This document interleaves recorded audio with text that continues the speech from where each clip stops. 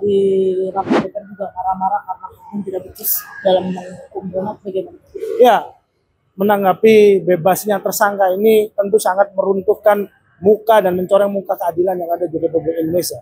Dan hari ini perlu diketahui oleh teman-teman media, saya sudah membaca putusan lengkap dari Pengadilan Negeri Surabaya tentang dasar-dasar pertimbangan hakim di dalam putusannya untuk pembebasan tersangka GRT ini.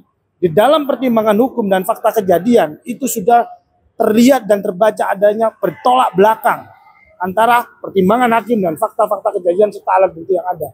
Di situ sangat terlihat hakim menggunakan persepsinya sendiri dan menghilangkan dan mengesampingkan fakta-fakta di persidangan, bukti-bukti, dan termasuk visum et repertum tidak diakui oleh hakim tanpa dasar alat bukti yang sah, pembanding yang jelas terhadap visum et repertum itu. Jadi bagaimana mungkin hakim bisa memutus perkara, hakim yang seharusnya objektif berdasarkan alat hukum yang sah, kemudian dia memutus perkara dengan persepsinya sendiri, membebaskan seorang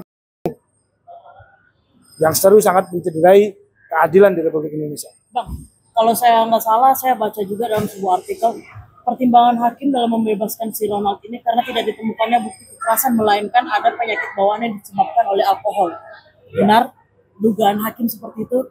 Ya, betul. Seperti apa? Memang di dalam pertimbangan hakim yang saya katakan bertolak belakang dengan fakta-fakta dan hasil-hasil pemeriksaan di persidangan itu memang sangat berbeda. Artinya, hakim ini mengingkari adanya bukti visum et repertum. Visum et repertum ini adalah alat bukti yang sah, yang harus diakui sebagai bukti dan fakta persidangan yang dikuatkan dengan keterangan saksi. Jika hakim mengingkari hal ini, maka dia harus memiliki pembanding, alat bukti yang sah pula untuk menjadikan pertimbangannya bahwasanya visum yang dilakukan dokter di rumah sakit Dr. Sutomo itu salah.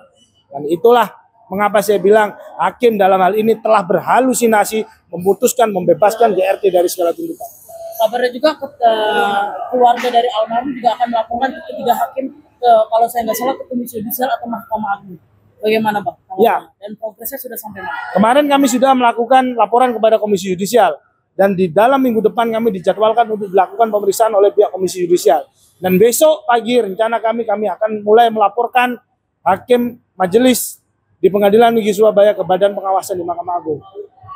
Bang, mungkin dalam kan kemarin saat putusan Ronald viral di sosial media, ketiga hakim juga mendatangi petinggi PA ya, Pengadilan Negeri Tinggi. Nah, itu mungkin update sudah sampai mana sih Bang? Apakah sudah dilakukan pemeriksaan juga terhadap tiga hakim ini Bang? Saya tidak terinformasi tentang hal itu, tapi ada satu hal yang unik menurut saya pada saat hakim ditanyai oleh rekan-rekan media, di mana dia meminta kepada rekan-rekan media untuk menanyakan kepada humas. Padahal dalam memutus perkara dia yang berpikir, dia yang melihat fakta kejadian, dan dia yang memutuskan, tapi dia meminta orang lain untuk membaca pertimbangannya. Respon keluarga seperti apa Bang? Mungkin ibu ayah almarhum mengetahui si Ronald ini sudah bebas dari tuntutannya 12 tahun penjara. Tentunya sangat kecewa, sangat sedih, dan merasa orang kecil belum mendapatkan keadilan di Republik ini. Ada lagi? Ya, mungkin untuk keputusan untuk langkah berikutnya mengajukan ke KY gitu, itu mungkin alasan yang tepat atau itu adalah bagian dari upaya kami untuk mengontrol sistem keadilan yang ada di Republik ini. Artinya apa? Cukup kami yang menjadi korban dari ketidakadilan di tingkat pengadilan pertama di Pengadilan Negeri Surabaya. Jangan lagi terjadi ketidakadilan bagi kaum kecil di Republik Indonesia ini. Dan kita harus sama-sama menjadi penegak hukum yang objektif, penegak hukum yang berindependensi tinggi, dan penegak hukum yang jujur. Ya, Abang sebagai mungkin bisa dibilang praktisi hukum atau orang hukum juga, melihat putusan kontroversi ketiga hakim ini seperti apa sih Bang? Terlepas Abang adalah pengacara dari almarhum Dini. Ya, menurut saya putusan hakim ini sangat-sangat tidak masuk akal. Karena apa? Ya tadi, antara pertimbangan, antara fakta hukum, semuanya bertolak belakang. Artinya apa? Dia tidak melihat fakta hukum secara utuh dan komprehensif. Dia memutuskan perkara di dalam ruang yang gelap untuk kepentingan yang gelap juga. Bang, kan udah banyak yang udah juga banget niatnya apa segala macam sampai mau juga kondisi KY juga gitu segala macam. Nah, menurut Abang kenapa sih hakim ini memutuskan Ronald ini bebas? Ya. Apakah ada permainan juga Bang? Intervensi belakangnya? Ada dua aspek yang akan kita lihat nanti. Pertama dari aspek kasasi. Majelis Hakim Kasasi pasti akan mengoreksi putusan dari 3 majelis hakim yang ada di Pengadilan Negeri Surabaya.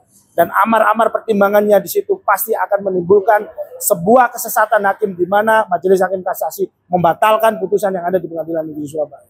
Yang kedua, terkait dengan kode etik dan perilaku hakim serta hal-hal lain yang berada di luar persidangan sedang kami laporkan dan sedang dilakukan pemeriksaan oleh Komisi Yudisial dan nantinya Badan Pengawas Hakim di Mahkamah Agung. Tentunya kami juga akan melaporkan, mempertimbangkan untuk melaporkan di Komisi Pemberantasan Korupsi.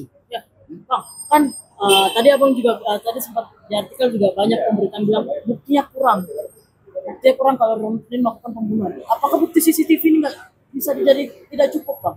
Dalam peristiwa pembunuhan, bukti terpenting adalah visum et repertum yang kemudian dipersesuaikan dengan alat bukti yang sah dan alat bukti petunjuk.